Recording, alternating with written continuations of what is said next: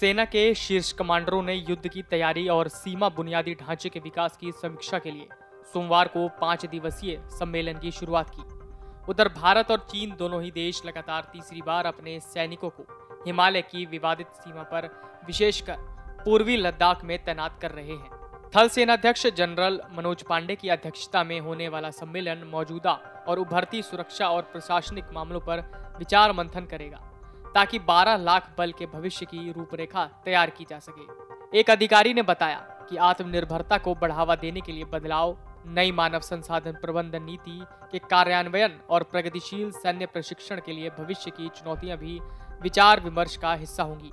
रक्षा मंत्री Rajnath Singh, chief of defence staff general Anil Chauhan, वायुसेना और नौसेना प्रमुख सेना कमांडरों के साथ बातचीत करेंगे। दिलचस्प बात यह है कि एक पूर्व शीर्ष राजनयिक के साथ साथ भारत की बाहरी खुफिया agency research and analysis wing के एक सेवानिवृत्त अधिकारी भी इस दौरान समकालीन भारत चीन संबंधों और राष्ट्रीय सुरक्षा के लिए तकनीकी चुनौतियों पर बात करेंगे।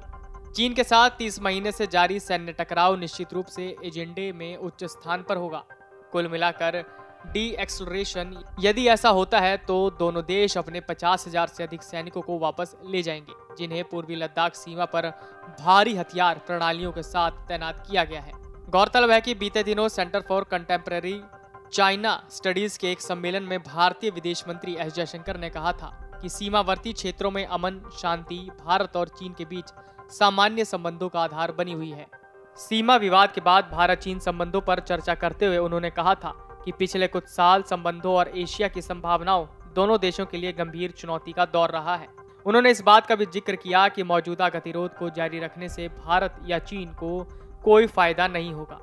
सेना अध्यक्ष जनरल मनोज पांडे की अध्यक्षता में आर्मी के कमांडरों का यह सम्मेलन वर्तमान और उभरती सुरक्षा और प्रशासनिक मामलों पर विचार मंथन करेगा, ताकि 12 लाख की संख्या वाली सेना के लिए भविष्य की रूपरेखा तैयार की जा सके।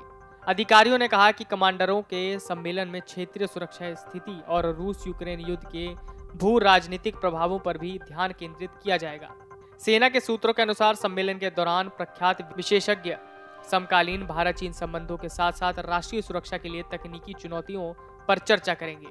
साथ ही सेना के क्षमता बढ़ाने और परिचालन तैयारियों को बढ़ावा देने के लिए विशिष्ट योजनाओं पर भी विचार किया जाएगा। एलएसी के करीब ही चीन के 50-60 हजार सैनिक, टैंक, तोप और मिसाइल अभी भी तैनात हैं। एलएसी से सटे इलाकों में चीन अभी भी अपने एयरबेस मजबूत करने और यहां लड़ाकू विमानों की संख्या लगातार बढ़ा रहा है।